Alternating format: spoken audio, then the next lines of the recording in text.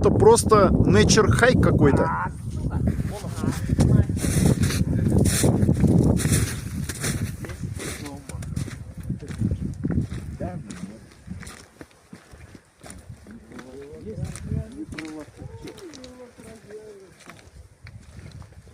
Зачем ты